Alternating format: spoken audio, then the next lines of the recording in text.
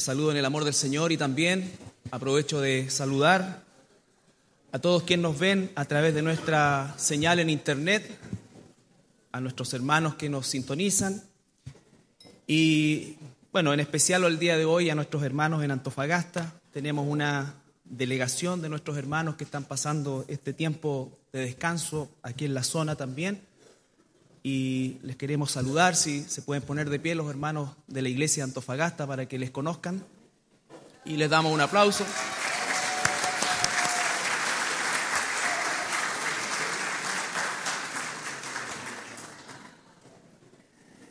Y queremos también esta mañana retomar lo que nos ha enseñado el Señor a lo largo de estas últimas semanas en relación al tema de los 10 mandamientos.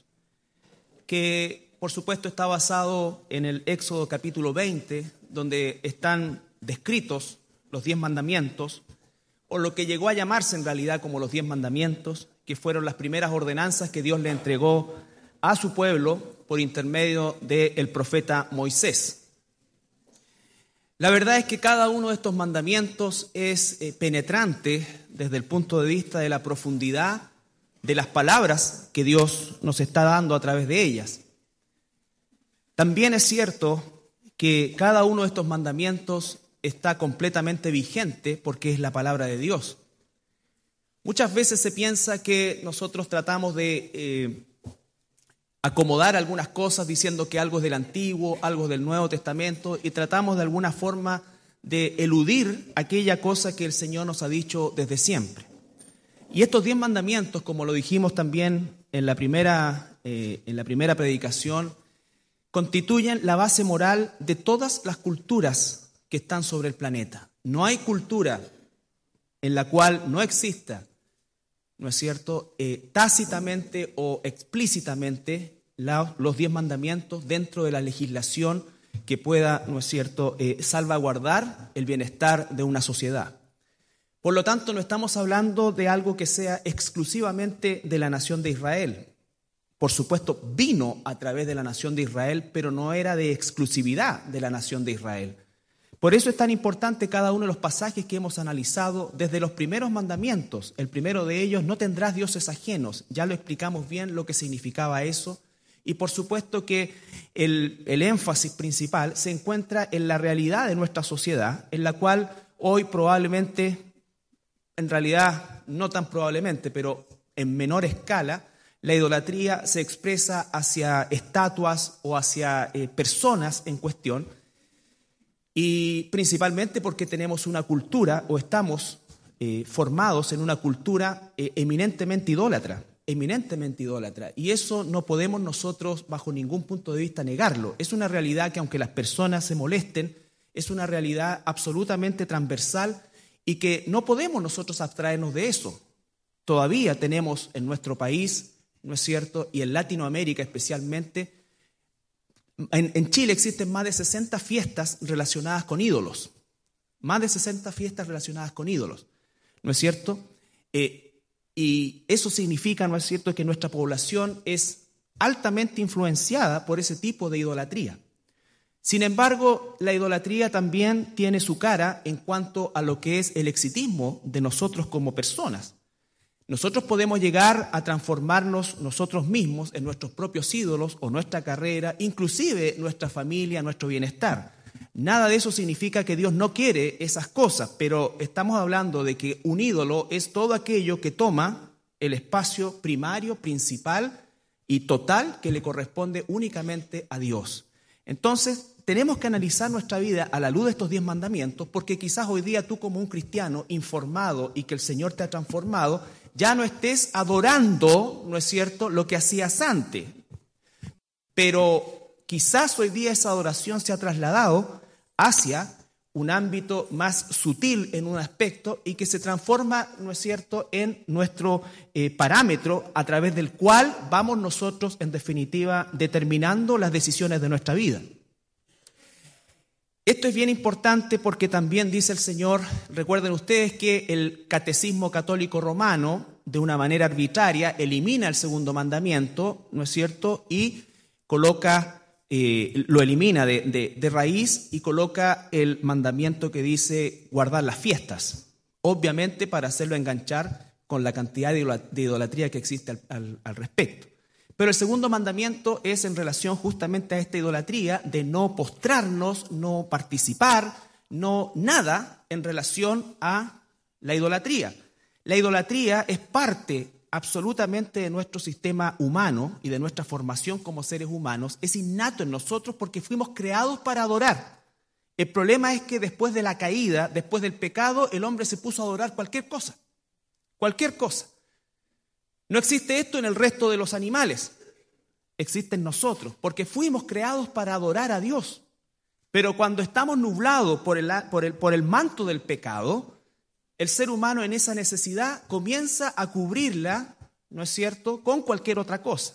El día de hoy quizás con una idolatría, vuelvo a insistir, un poco más sofisticada desde el punto de vista de que ya no nos postramos tan groseramente quizás delante de una estatua o besuqueamos alguna estampita o entramos a la cancha con 2 saltos, ¿no es cierto? Los que han estado en un camarín futbolístico, parece eso realmente un panteón de idolatría porque a todos, ¿no es cierto?, están llenos de estas cábalas, llenos de toda esta cosa que en definitiva es una idolatría que esclaviza a la persona,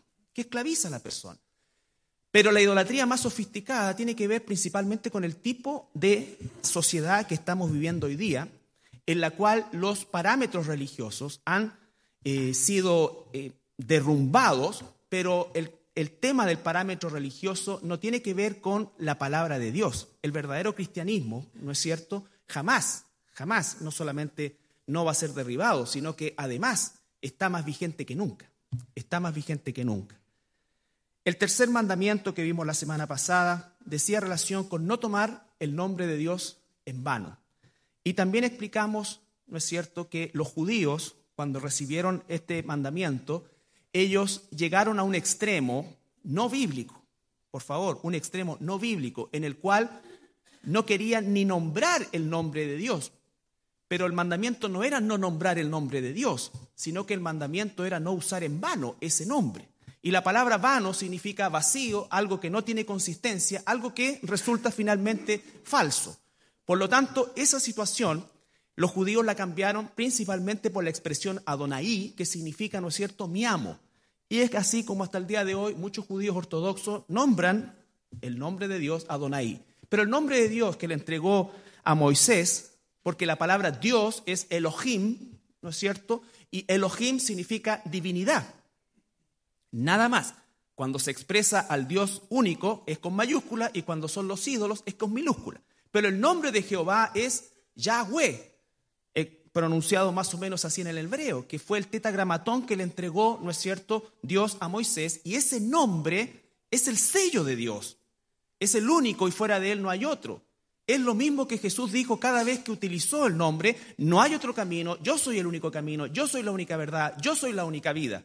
El nombre Jesús significa Yahshua, que es Jehová o Yahweh salva. Por lo tanto, el nombre de Jesús lleva exactamente el mismo sello de Dios porque es Dios. Y ese era el gran problema que los judíos tenían con Jesús cuando trataban de matarlo porque Jesús usaba el nombre propio de Dios. Y Jesús lo usaba con propiedad y no lo usaba con ninguna restricción, porque Él es Dios.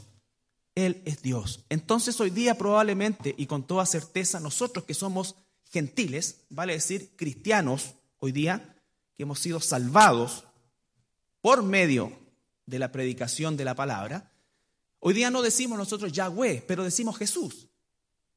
¿No es cierto? Y cuando decimos Jesús, estamos diciendo Yahweh. Y significa también que cuando usamos el nombre de Dios en vano, nosotros, ¿no es cierto?, estamos también pecando contra este tercer mandamiento. Recuerden, ¿cuándo usamos el nombre de Dios en vano? ¿Cuántas personas hay, aún en este mismo salón, que se llaman cristianos y viven peor que paganos? Eso es usar el nombre de Dios en vano. Eso es usar el nombre de Dios en vano. Es levantar los brazos, es cerrar los ojos, es cantar, emocionarse y salir de aquí y tomar decisiones como el peor de los paganos. Es tener en su mente pensamientos que Dios desaprueba. Es ver cosas que Dios desaprueba. Es escuchar cosas que Dios desaprueba. Es juntarse con gente que Dios no aprueba. Y nos llamamos cristianos. Estamos violando el tercer mandamiento. ¿Recuerdan lo que leímos en el Éxodo? ¿Qué pasaba con los judíos cuando usaban en vano el nombre de Dios? Morían al tiro. Se le ordenaba a Moisés a sacarlo del campamento, a hacer un hoyo que hacían ellos mismos. O sea, no solamente morían apeñascados, sino que morían cansados. Porque tenían que hacer su propio hoyo y el pueblo lo apedreaba. ¿Ya? Para todos los que piensan que Dios es peace and love, Dios es justicia también. Y el juicio de Dios, por eso dice la Biblia, dura cosa es caer en manos de un Dios de justicia. Dios no quiere eso. Pero si Dios no castiga el pecado, dejaría de ser Dios. Dejaría de ser Dios. Entonces, usar el nombre de Dios en vano significa, o el día de hoy, en nuestra realidad, toda la basura que ha entrado en los círculos de la iglesia, en la cual, ¿no es cierto?, por tratar de atraer al mundo a la iglesia, nos estamos volviendo como el mundo. Esa es una estrategia satánica. No tenemos que cantar como el mundo, no tenemos que vestirnos como el mundo, no tenemos que hablar como el mundo, porque el mundo no va a venir por estrategias nuestras. El mundo va a venir porque el Espíritu Santo lo va a convencer de justicia y juicio. Y por eso es que tú y yo tenemos que estar preparados para predicar a tiempo y fuera de tiempo siempre la palabra de Dios. Con paciencia y con doctrina, dice. Eso significa con amor a las personas y con conocimiento. Pero no atrayéndolas como ellos son. Justamente de ahí hay que sacarlo. Todos estos ministerios que comenzaron en la década del 70 para tratar de atraer a los hippies, entonces andaban cantando así. ¿Por qué? No estoy diciendo que el pelo largo, el pelo corto, estoy diciendo que las estrategias para atraer a las personas a la iglesia no pueden ser carnales, porque cuando son carnales inmediatamente transamos con el mundo. Y no podemos transar con el mundo si es que queremos decir la verdad de Dios.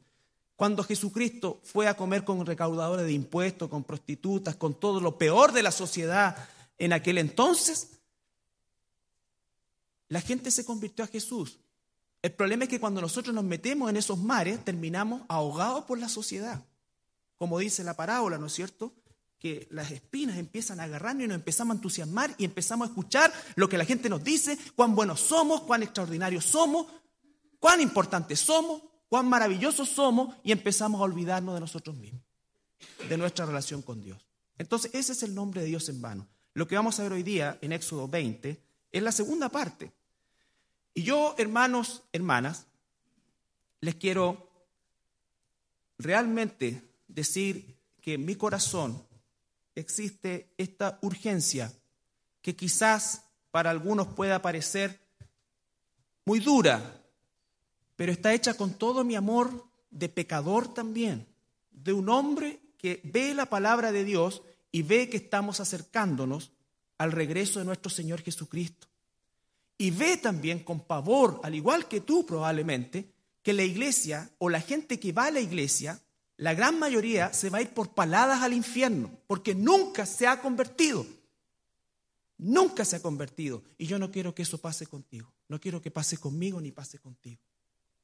Y es por eso que vamos a ver hoy día lo que significa también cuando el atalaya o la persona puesta por Dios, que bajo ningún punto de vista, uno de los sellos más importantes, creo yo, o a lo menos lo que la Escritura nos dice, referente a las personas o a los hombres que Dios colocó para hablar, ninguno de ellos, pero ni en sueños hubiese querido eso. Porque cuando tú le hablas al pueblo la verdad de Dios y la necesidad del pueblo, la gente se te viene encima.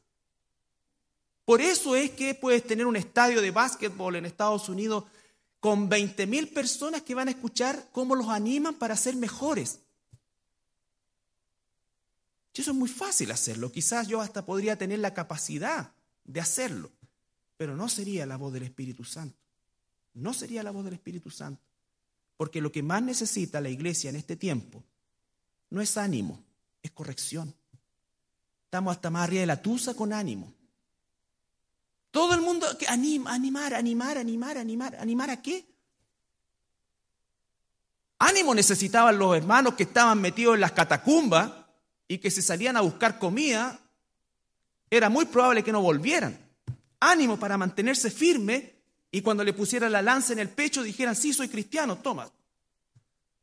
Pero nosotros aquí necesitamos ánimo para venir a la iglesia. Ánimo para orar. Te llamo para animarte. No te he visto tanto tiempo en la iglesia, te llamo para animarte. ¿Qué te pasa? ¿Qué te pasa? Estás jugando con Dios. ¿No sabes que si te mueres y no te has convertido de verdad, vas a despertar en menos de una pestañada en el infierno para siempre, por los siglos de los siglos? ¿Qué quieres que venga el Señor Jesucristo y te pille en adulterio? ¿Qué quieres que llegue el Señor Jesucristo hoy y te pille robando? ¿Mintiendo?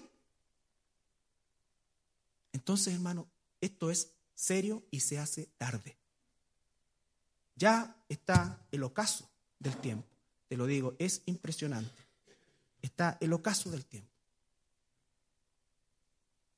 El Señor dice entonces en el libro de Éxodo,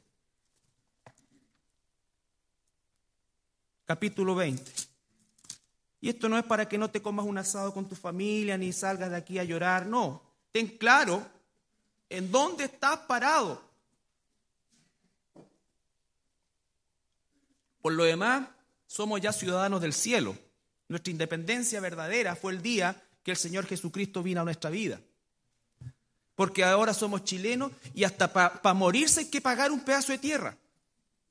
O sea, por chileno no me corresponde ni siquiera un nichito donde echar el cadáver. Tengo que pagar por eso. Tengo que pagar por la tierra que se supone que por la cual yo cuando estuve en el ejército, ¿cierto? Doy la vida por esto. ¿Y qué me dan a mí? Ni un pedacito de tierra. Por último, ya no para vivir. Uno se lo puede ganar por el trabajo, pero para morir, po. Entonces, Éxodo capítulo 20, el versículo 7 dice, no tomarás el nombre de Jehová tu Dios en vano, porque no dará. Eso es lo que vamos a ver hoy día. No dará por inocente Jehová al que tomare su nombre en vano. Todos los que esta mañana estamos aquí, si nos morimos hoy día, ninguno va a poder decir, es que yo no sabía. Es que yo no sabía. ¿Sabes quiénes van a decir eso? Todos los que están metidos en el lugar donde dicen, tú eres el mejor. Mira, cierra los ojos, visualiza el auto que quieres porque Dios quiere bendecirte. Visualiza. Y los babosos están ahí mirando. Hermanos, es serio. Millones de personas que se llaman cristianos están en eso. Están en eso. Líbrenos, Dios. Y que caiga un rayo sobre mí o sobre cualquier persona que pretenda enseñar ese tipo de doctrina. Porque está terminando de envenenar el tiempo final a la iglesia como la Odisea. Vamos a ver esa iglesia también. Entonces dice, no dará por inocente. No dará por inocente al que tomare su nombre en vano. Una de las formas también de tomar el nombre de Dios en vano, que no lo vimos la semana pasada, es con toda esta corriente de personas, y por favor aquí también tenemos que tener dominio propio y tenemos que ser sabios para discernir, pero está lleno de personas que dicen, Dios me dijo que te dijera. ¿Se ha encontrado con alguien así? Hola, Dios me dijo que te dijera que... ¿No es cierto? Bueno, no se han encontrado a lo mejor, pero hay. O personas que dicen, yo decreto, yo digo, yo establezco, yo. ¿No es cierto? Ezequiel capítulo 13. Ezequiel capítulo 13.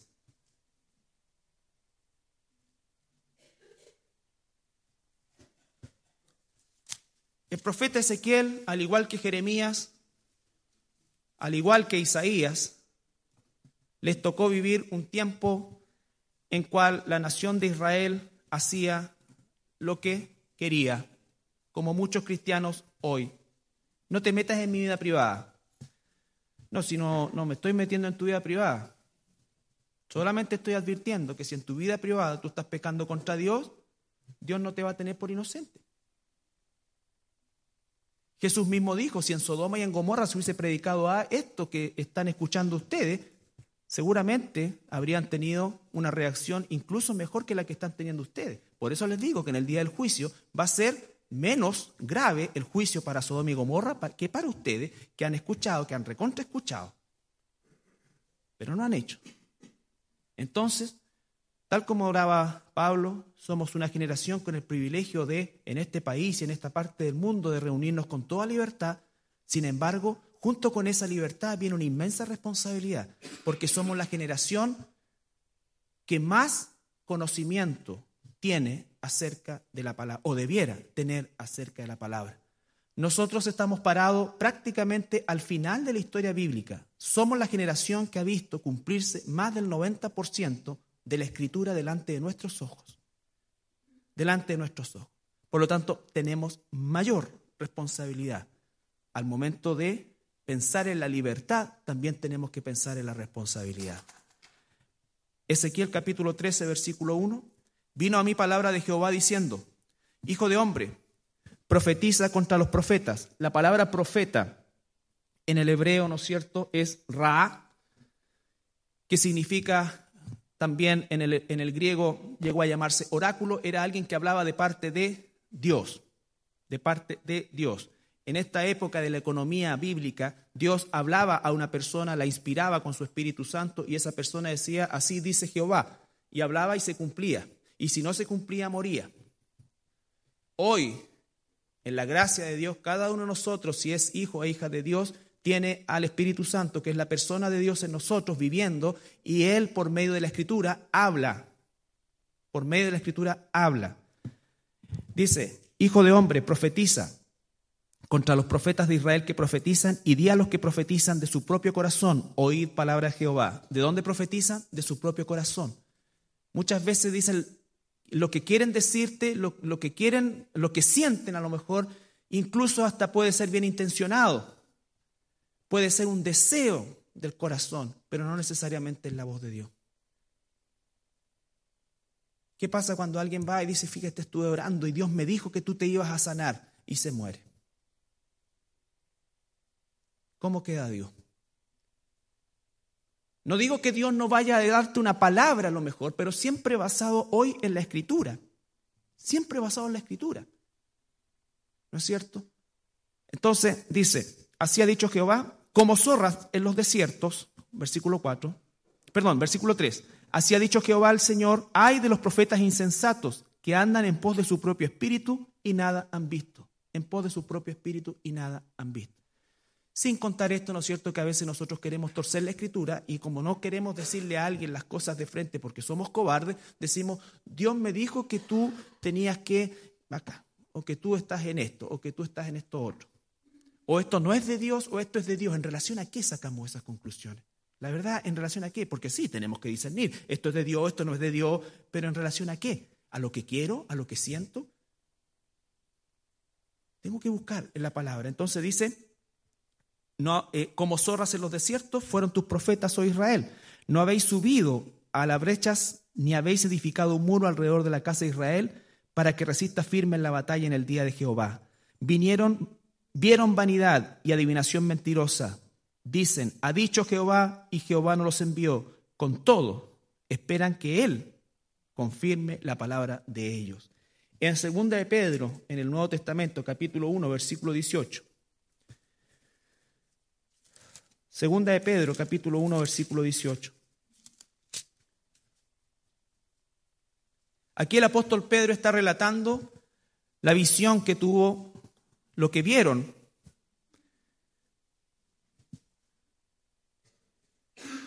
Él, Juan y Jacobo, cuando acompañaron a Jesús y vieron la transfiguración de Jesús y vieron cuando Moisés y Elías hablaban con él. ¿Recuerdan ese pasaje en el Evangelio? Y Pedro le dijo, Señor, ¿quieres que haga una carpita para ti, para Elías y una para nosotros? Y dice que estaba lleno de miedo. Él vio eso, fue testigo ocular. Sin embargo, ¿qué nos dice? 2 de Pedro, capítulo 1, versículo 18 en adelante. Pedro dice, y nosotros oímos esta voz enviada del cielo cuando estábamos con él en el Monte Santo. ¿No es cierto? Pero el versículo 19 dice, tenemos también la palabra profética, la Biblia, más segura, a la cual hacéis bien el estar atentos como a una antorcha que alumbra en un lugar oscuro, hasta que el día esclarezca y el lucero de la mañana salga en vuestros corazones. Entendiendo primero esto, que ninguna profecía de la Escritura es de interpretación privada, porque nunca la profecía fue traída por voluntad humana, sino que los santos hombres de Dios hablaron siendo inspirados por el Espíritu Santo. Entonces, usamos el nombre de Dios en vano cuando pretendemos que Dios nos ha hablado y no lo ha hecho. Y no lo ha hecho. Cuando manoseamos el término Dios me dijo, cuando utilizamos para nuestros propios intereses Dios me dijo. A lo mejor sí Dios a algunos de ustedes les puede dar una palabra especial, que tenga un fundamento bíblico, pero tú tienes que estar absolutamente convencido, y eso significa orar, orar, orar. Limpiar bien la razón y el propósito de por qué voy a decir lo que voy a decir. Si efectivamente viene de Dios. Es serio. Mucha gente usa el nombre de Dios hoy día en vano. Y a veces hacen fila a las personas, ¿no es cierto?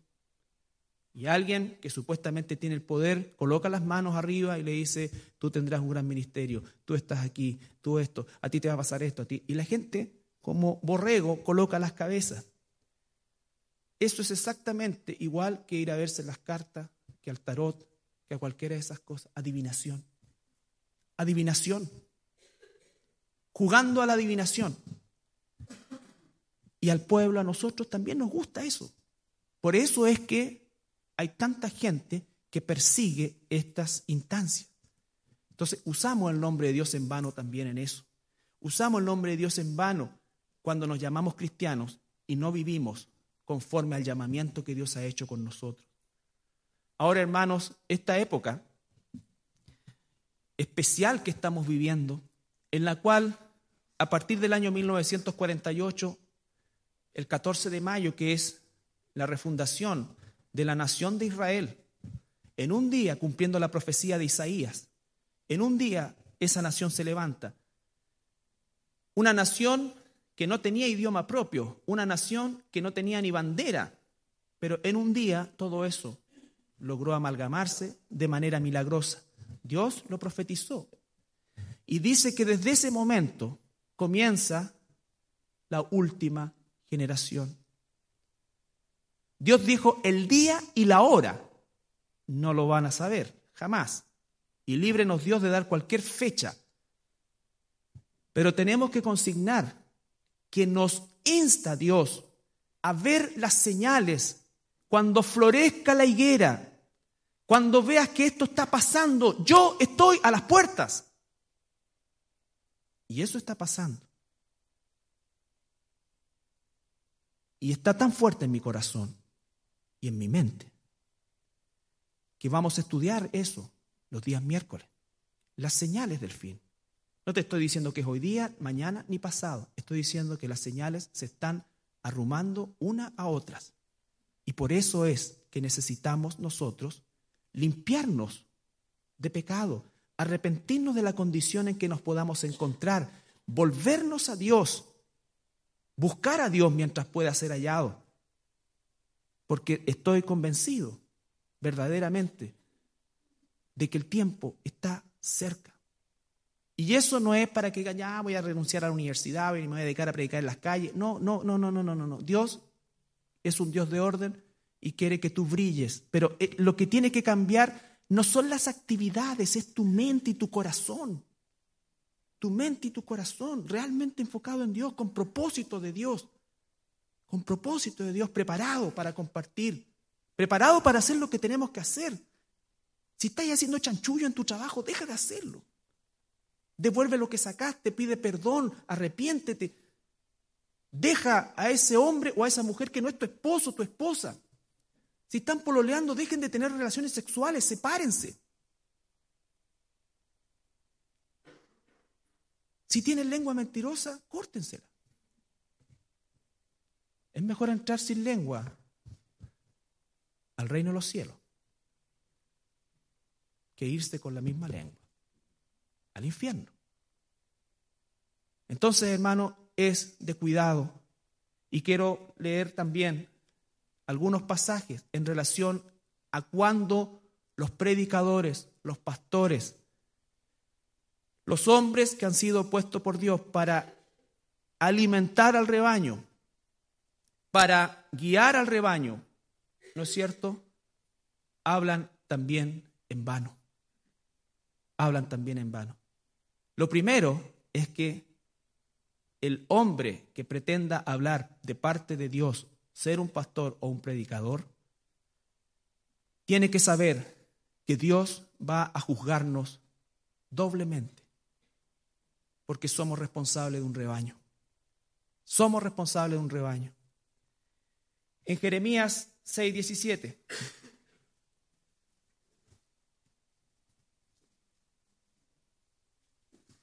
Jeremías 6:17.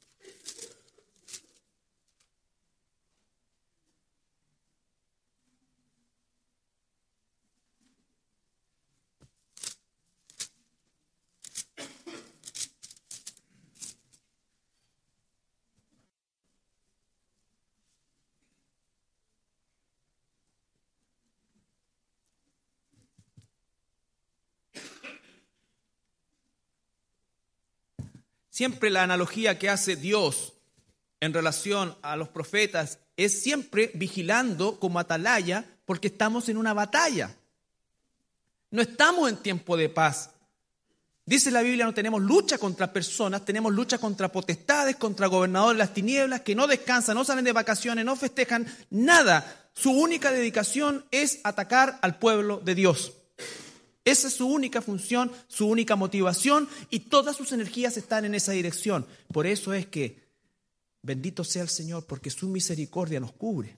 Porque nosotros, si no reconocemos cuán misericordioso es el Señor, que Él, por medio de sus ángeles, de sus huestes, impide que la maldad nos absorba, nos consuma.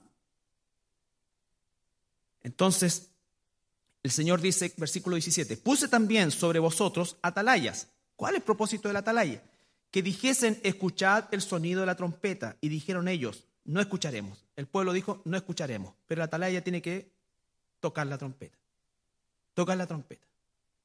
Imagínate, viene avanzando un ejército gigante y que la atalaya dijera, no, cabros, mira, bailen nomás, sigan, diviértanse, progresen. Está todo bien. Está todo bien. Y así hay muchos engañadores que le están diciendo a la gente que está todo bien y que va a estar mejor, y la Biblia no dice eso. La Biblia dice que esto va a estar peor y que las cosas no están mejor, va a estar peor. Lo podemos ver en la realidad del mundo. Entonces, cuando vemos eso, nosotros, en vez de tener un corazón de amargura, debiéramos tener un corazón de alegría, porque nuestro Señor está a las puertas. Porque nuestro Señor está a las puertas. Y gastarnos, ¿en qué? En que el Señor nos transforme, para poder brillar en la fábrica donde estoy, en la empresa donde estoy, en el barrio donde estoy, para poder predicar a los inconversos. Por eso dijo el Señor, te dejo en el mundo, pero para que vivas como un hijo mío, una hija mía. No para que te conviertas a ellos, sino para que ellos se conviertan a ti. Te voy a usar a ti como una lámpara. Pero para usarte, tú tienes que estar preparado. ¿Y cuál es esa preparación? Santifícate. Millones de cristianos están engañados con actividades, puras actividades, activismo religioso. Señor, y esos son los que van a llegar, en tu nombre hicimos, el Señor no te pide que hagas. El Señor te pide que seas. Y para ser tengo que ir sobre mis rodillas todos los días, para que Él me santifique y me use desde el momento en que salgo, voy a la oficina, voy al trabajo, voy en el auto, voy donde sea. Comienzan a ver las pruebas, comienza a ver, y Dios empieza a abrir, ¿no es cierto?, su propósito en mi vida, en tu vida. Te va a colocar en un lugar y tú vas a marcar una diferencia como hijo o hija de Dios. Ezequiel dice entonces que colocamos atalayas. Jeremías, perdón. Ezequiel 3:17.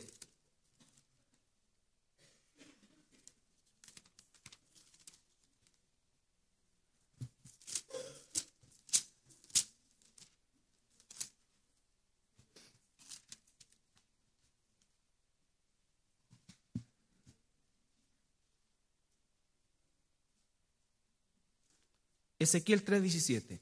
Hijo de hombre, yo te he puesto por atalaya a la casa de Israel. Oirás pues tú la palabra de mi boca y los amonestarás de mi parte. Cuando yo dijere al impío, de cierto morirás, y tú no le amonestares ni le hablares, para que el impío sea apercibido de su mal camino a fin de que viva, el impío morirá por su maldad, pero su sangre demandaré de tu mano. Por eso es que aquí no hacemos mensaje pensando en los inconversos o pensando en los cristianos. Hacemos mensajes pensando en la necesidad de la gente. Si tú no tienes a Dios, este mensaje tiene que hacerte caer de rodillas y recibir al Señor. Y si tenemos verdaderamente al Señor, tiene que también hacernos caer de rodillas y pedir perdón y arrepentirnos una vez más y pedir que Dios nos limpie. Entonces dice, por eso es que el evangelismo, sin nombrar el infierno, no es evangelismo. El evangelismo que se hace hoy día y se llena de gente, ¿no es cierto?, es que son verdad, pero es la verdad, la primera parte, y la que va a aceptar de buena gana cualquier persona. Dios te ama, Dios tiene un plan maravilloso para tu vida, Dios quiere lo mejor para ti, entrégate a Dios, es la mejor decisión de tu vida, porque Él es todopoderoso, Él quiere hacerte famoso, Él quiere hacerte goleador, Él quiere... Y ahí sale todo, ¿no es cierto?, lo que habitualmente... Sí, Dios te ama, Dios me ama. Pero el evangelio no es eso. El evangelio no es autorrealización. El evangelio es autonegación. Jesús dijo, a lo mejor por seguirme te va a costar tu matrimonio. Si el impío no quiere seguir viviendo con el crédulo o la creyente, déjela. ¿Significa eso que Dios está llamando al divorcio? No, significa que puede costarte eso. Un hombre o una mujer que te haga la vida imposible, que no quiera, y finalmente no quiera. Y por ese no querer, tú finalmente abandones a Dios.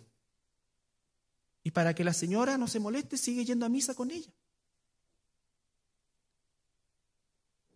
Para mantener la fiesta en calma. Puede costarte tu trabajo, puede costarte tu reputación. Cuando querían seguir a Jesús, ¿no es cierto? Déjame ir a despedirme. El que quiere hacer eso no es digno de mí. El Señor está dando un ejemplo con esas cosas, de la urgencia que es seguirle a Él. Llegó el momento en que tú tienes que decidir quedar bien con tu esposa, con tu cuñada, con tu padre, con tu abuelo, con tu hermano, con tu tío, o con Dios. O con Dios.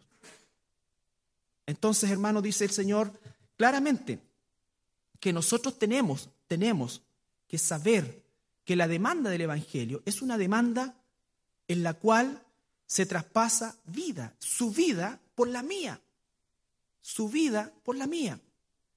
El Evangelio es cuando el Señor te dice, toma tu cruz y sígueme. No toma tu jeep y sígueme, no toma tu camioneta y sígueme, toma tu cruz. Toma tu cruz. Entonces, eso es lo que no estamos muchas veces dispuestos a hacer. Eso es lo que no queremos hacer. Pero en la cruz hay vida, en la cruz hay redención, en la cruz hay vida eterna, en la cruz hay transformación. Y además que Dios es tan maravilloso que nunca nos va a hacer pasar por nada que no seamos capaces de resistir. Así que tranquilo, si tú estás con Dios no te va a quitar nada, ni tu mascota te va a quitar a lo mejor, porque sabe que no lo vas a poder resistir. Él sabe, pero si yo no estoy con Él, cualquier cosa me va a parecer desmesurada, gigante, fuera de propósito. Pero si estás con Dios, verdaderamente puedes perder tu esposo, tu esposa, tu familia, se puede morir tu hijo, todo, y tú vas a sufrir porque una pérdida de esas características es irremediable. Sin embargo, hay esperanza en el Señor, pero el Señor te va a dar. El Señor te va a dar. Porque eso puede pasar. Eso puede pasar. Y ahí no se acaba la vida de un cristiano o de una cristiana. Se acaba cuando el Señor lo llama a su presencia. Y en el proceso Dios está trabajando en nosotros. Quiero que veamos, 19. Pero si tú amonestares al impío y él no se convirtiere en su impiedad y de su mal camino, él morirá por su maldad, pero tú habrías librado tu alma. Si el justo, o sea, para los impíos, para los justos, cristianos, no cristianos. Si el justo se apartare de su justicia e hiciera maldad y pusiere yo tropiezo delante de él. Recuerda, Dios a los que ama, disciplina, le va a poner tropiezo. Él morirá porque tú no le amolestaste. En su pecado morirá. Esto no significa que perdió su salvación, significa que murió en su pecado y tendrá que rendir cuenta en el tribunal de Cristo de todo aquello que no fue puesto delante del Señor. Y sus justicias que había hecho no vendrán a memoria, pero su sangre demandaré de tu mano. Pero si al justo amonestares para que no peque y no pecare, de cierto vivirá, porque fue amonestado y tú habrás librado tu alma. Entonces la responsabilidad del pastor, ¿no es cierto?, del predicador, es advertir al pueblo en la situación que nos encontramos, animar al pueblo en la batalla, animar al pueblo en la batalla, animar al pueblo a la oración, a la dirección, a la batalla, pero nunca dejar de corregirme, ni de corregirnos, porque esta corrección comienza por mí.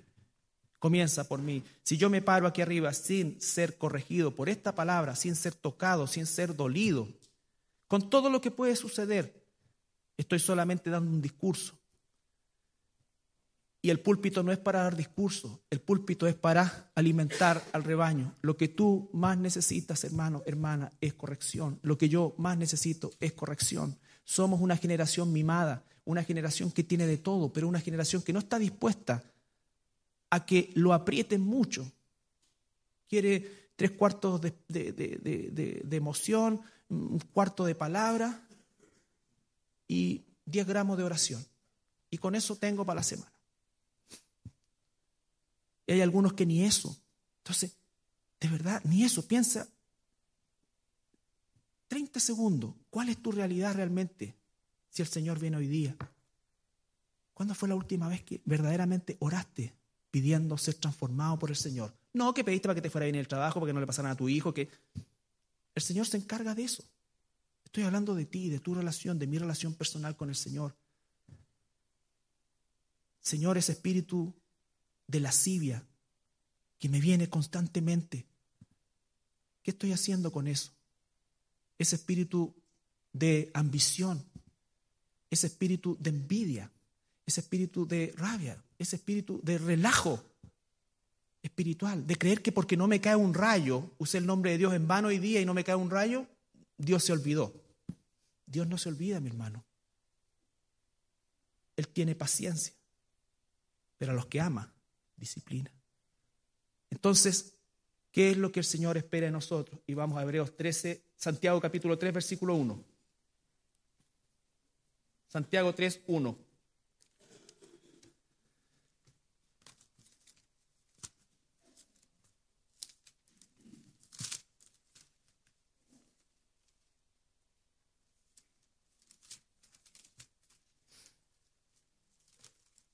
El apóstol Santiago dice: hermanos míos, no os hagáis maestros muchos de vosotros sabiendo que recibiremos mayor condenación. Los que enseñamos recibiremos mayor condenación.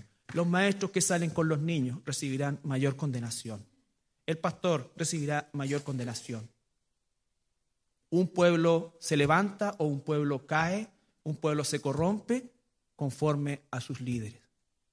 La iglesia de la Odisea en Apocalipsis, que es, ustedes saben que el mensaje a las 7 iglesias en el libro de Apocalipsis tiene una visión triple. Una es la contemporánea al tiempo de la Escritura. La segunda es relacionada con épocas, ¿no es cierto? Dios dividió el tiempo cronológico en 7 épocas. Y la otra es también aplicable a nuestra situación personal como parte de la iglesia, como parte de la iglesia. Ahora, en todas las iglesias tenemos una combinación de todas, pero el asunto es que la dirección de una iglesia tiene que estar siempre enfocada en la dirección de Dios. Habrá personas fieles en una iglesia, habrá personas infieles, crecerá el trigo y crecerá la cizaña. Y esa es una realidad. Pero el mensaje a la Odisea dice, capítulo 3, versículo 14, escribe al ángel de la iglesia en la Odisea, he aquí el amén, el testigo fiel y verdadero, el principio de la creación de Dios. Dice esto, yo conozco tus obras. Primera cosa, Dios conoce tus obras. Dios conoce mis obras. Yo puedo aparecer aquí, ¿no es cierto?, con una crucecita y con... No puedo poner cara de... Ya tengo la cara. Entonces, pero Dios conoce mi realidad.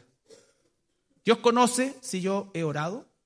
Dios conoce si lo que estoy predicando sale de mi guata. Dios conoce esto. Dios conoce qué es lo que yo realmente pretendo con esta predicación. Y Dios conoce qué es lo que realmente tú haces o no haces. Piensas o no piensas. Dios lo conoce. No podemos engañar a Dios. Entonces eso se llama temor de Dios. Saber que Dios me mira las 24 horas del día. Las 24 horas del día.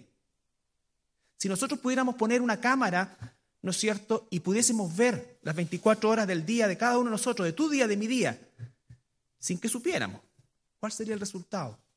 ¿Qué sorpresa nos llevaría? Vamos a ver la vida del hermano.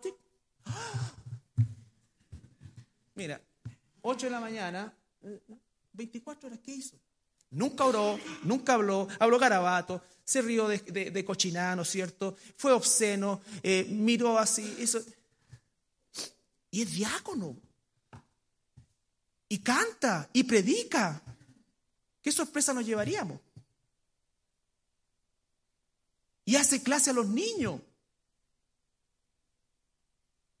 Entonces no es deber del pastor ver qué es lo que pasa verdaderamente, porque no tenemos esa capacidad.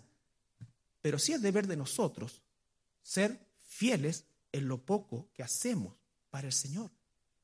Y mira el hermano aquí, la hermana esta, que parece que como que no hace nada. Mira, 6:30 de la mañana está orando por la iglesia, por su pastor, está orando por su situación personal, está orando porque todavía no puede perdonar a su cuñada. Y está pidiendo perdón al Señor. Está pidiendo perdón. Mira, ahí a las 9 de la mañana le compartió al caballero el colectivo. A las 11 se encabritó con el jefe y lo gritoneó. O gritoneó a un empleado. Pero mira, a las 11:15 estaba en el baño orando y pidiendo perdón. Y a las 11:17 fue a buscar a ese trabajador y le pidió perdón. ¿Qué va a encontrar en ti? ¿Qué va a encontrar en mí? Eso es lo que está pasando en el cielo. Eso es lo que está pasando en el cielo. Dios está viendo todo. Por eso es que yo, en lo personal, dejé de tener temor de la gente. Que puede pensar de repente, a lo mejor va a ser muy acá, a lo mejor puede ser muy allá. Pucha, no, de repente parece que uno fuera un amargado y que siempre predica. Pero ¿sabes qué? El temor de Dios es infinitamente mayor. Me da lo mismo lo que tú puedas pensar en el sentido de lo que te gusta o no te gusta. No puede haber una cosa que me importe menos. Lo único que me importa a mí como tu pastor es que tú te vuelvas a Dios y que el video que se está pasando allá arriba de ti sea agradable a nuestro Padre. Yo voy a luchar cada día contra mi pecaminosidad, que es demasiada, para que el video que se ve allá arriba agrade a mi papá. Agrade a mi papá. Nada más. Y esa es la razón por la cual el Señor nos coloca como atalaya. Y dice la iglesia de la Odisea, yo conozco tus obras, que ni eres frío ni caliente. Así estamos hoy día nosotros, ni frío ni caliente. La época. Ojalá fuese frío y caliente. Estamos en la época del ecumenismo. Se abraza el cura con el pastor, el otro, el anglicano, el de barba, todo así, y por la paz del mundo. Ese pensamiento viene del mismo infierno. Viene del mismo infierno. Porque hoy día más que nunca tenemos que predicar nosotros separación. Separación. De todas esas cosas. Porque tú dices, pero por cuanto eres tibio y no frío ni caliente, te vomitaré de mi boca. Porque tú dices, Así decimos nosotros. Esta es la época nuestra. No la podían decir la gente que era perseguido en la Inquisición, en el Holocausto. No, esto es lo que decimos nosotros. Yo soy rico y me he enriquecido y de ninguna cosa tengo necesidad. Soy cristiano.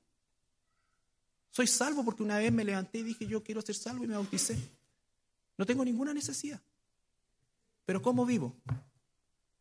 ¿Qué pienso? ¿En qué se está gastando realmente mi vida? ¿Estoy siendo transformado o no? Así está la mayoría de los cristianos, cuya mayor preocupación es su éxito personal. Su éxito personal. Y esa es una realidad gigantesca, gigantesca. La iglesia y las cosas de Dios son un artefacto suntuorio en su estantería de vida. No son lo más importante, no son ni siquiera top 10. Pero está. De repente por ahí gana un Challenger, pero top 10 no es. Top 10 son otras cosas. Y si no reconocemos eso, hermano, no reconocemos eso nosotros los que estamos aquí, no hablemos los que no están aquí, por razones que no sean fundadas. ¿Qué pasa entonces? Por eso cuando el Señor diga, voy a empezar a juzgar, ¿por quién crees que va a empezar? Voy a empezar a juzgar a mi casa. Y si nosotros, pero por poquito, nos salvamos, ¿qué queda para los demás? Entonces también ten misericordia de tu compañero de trabajo pagano. Ten misericordia de tu familiar desagradable pagano. Vive una vida de luz en medio de ello. Para que tengan, como dice la palabra, quizás tomen esa oportunidad y se salven. Quizás tomen esa oportunidad y se salven. Quiero terminar con Juan 21, 17.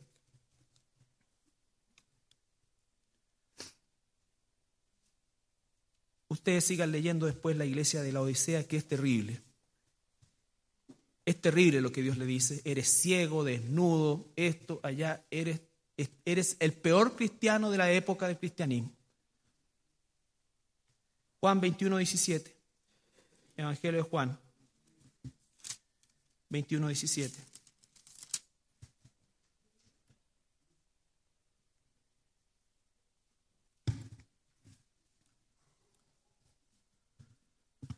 Cuando el Señor Jesucristo, ya resucitado, le habló a Pedro, no se olviden que Pedro traicionó a Jesús. Es culpable y fue culpable de alta traición igual que Judas. La diferencia es que Pedro se arrepintió.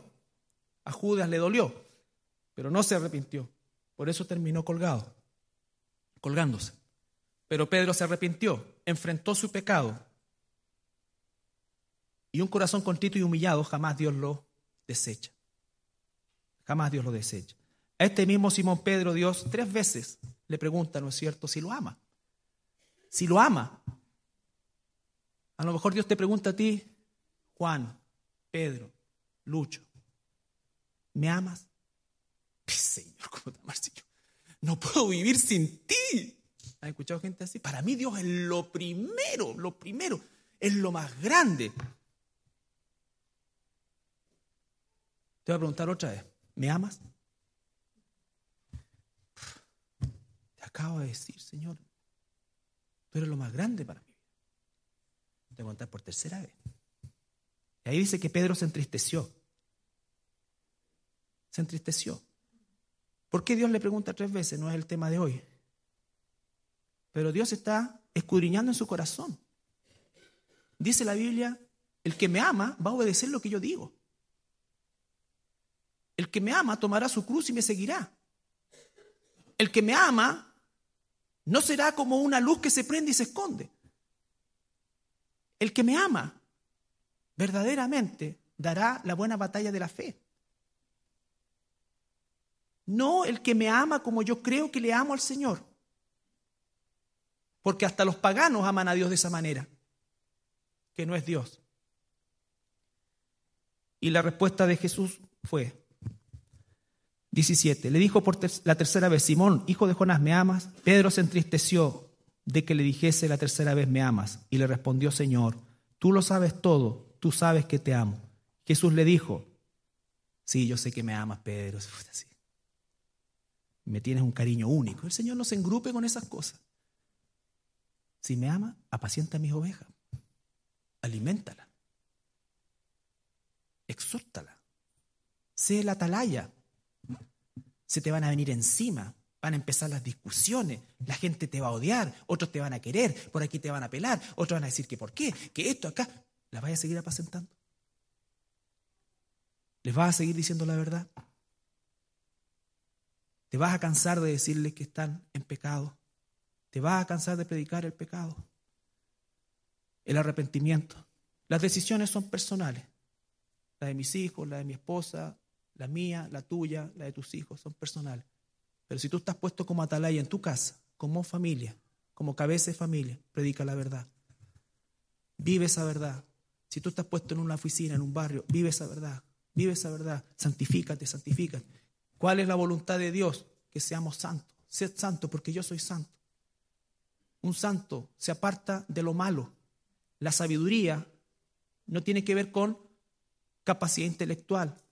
Tiene que ver con alejarse del mal. Esa es la definición de sabiduría en la Biblia. Es sabio el que se aleja del mal.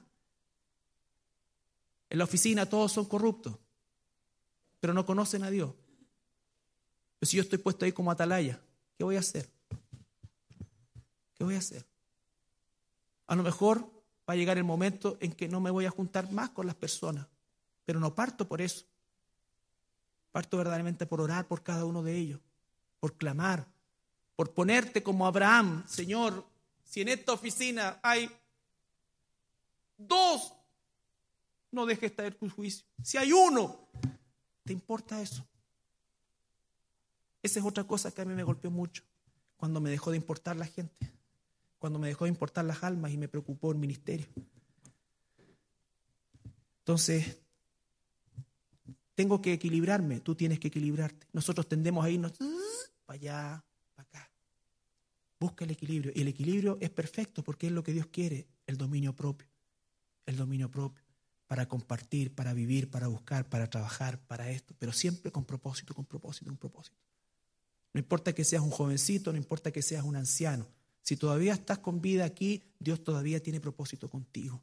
Y ese propósito no es el que te venden estos tipos de predicadores. Dios tiene grandes cosas para mí. Quizás para mí no sean grandes.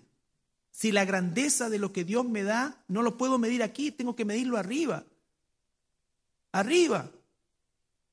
Jesús le dijo, Juan el Bautista, como él, no hubo otro profeta, pero él es pequeñito comparado con lo que hay en el cielo. ¿Y cuánto duró el ministerio de Juan el Bautista? El ministerio público de Juan el Bautista duró 6 meses. 6 meses. Cualquiera podría decir, oye, nada. Esteban, hablamos de Esteban. ¿Cuánto duró el ministerio de Esteban? Un par de semanas. Pero todavía hablamos de él, todavía seguimos su ejemplo, todavía seguimos eso. Porque las cosas grandes que nosotros buscamos acá no son las mismas cosas grandes que hay en el cielo. Y tú tienes que decidir ser popular aquí o ser conocido en el cielo. Y más que en el cielo, ser conocido en el infierno. Tu oración, mi oración, hace temblar al infierno. O el diablo cambia de canal cuando tú estás orando. Tenemos batalla contra esas huestes. ¿Cómo es que verdaderamente yo puedo hacer guerra espiritual? ¿Qué te va a decir el mundo? Exorcismo, la guerra espiritual. Es andar buscando chamuco en la gente para sacarse, cuando uno está lleno de ello.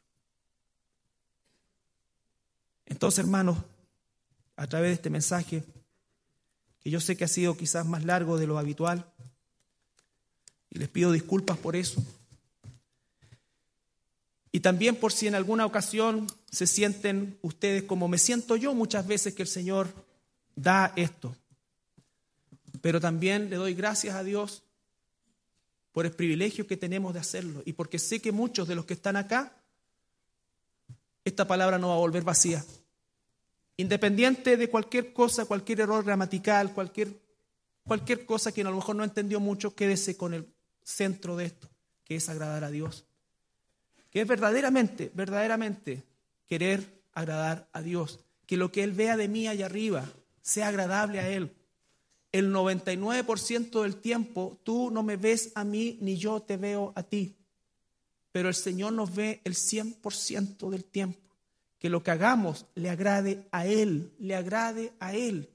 Y para eso tenemos que estar en su palabra. No usemos el nombre de Dios en vano, que de aquí saliendo, ¿no es cierto? Porque estamos en 18 de septiembre, vamos a cometer excesos, vamos a hablar garabato, vamos a hablar esto, vamos a hablar allá. Y uno de los grandes problemas que tiene la iglesia actual es que nadie nos persigue porque el mundo casi nos ama, po. Si somos igual que ellos. Somos muchas veces igual que ellos. Nos ponemos de pie, vamos a orar. Padre, te damos gracias esta mañana por todo este tiempo que hemos pasado aquí, Señor, alabándote, Señor, compartiendo como hermanos y siendo, Señor, alimentados por tu palabra. Te doy gracias, Señor, por la ofrenda generosa que mis hermanos, Señor, hacen cada día domingo, Señor, para tu obra. Te pido la bendigas y la multipliques conforme a tu voluntad, Señor, y a tu propósito. Y también, Señor, en esta hora yo te pido por este feriado largo, Señor, para nuestro país, para nosotros, Señor, que podamos siempre honrarte en cada lugar donde estemos, Señor, que podamos, Señor, también como país descansar, Señor, y poder tomar conciencia también de la realidad que vivimos, Padre, que podamos ver, Padre, un fin de semana familiar, alegre, Señor, contento.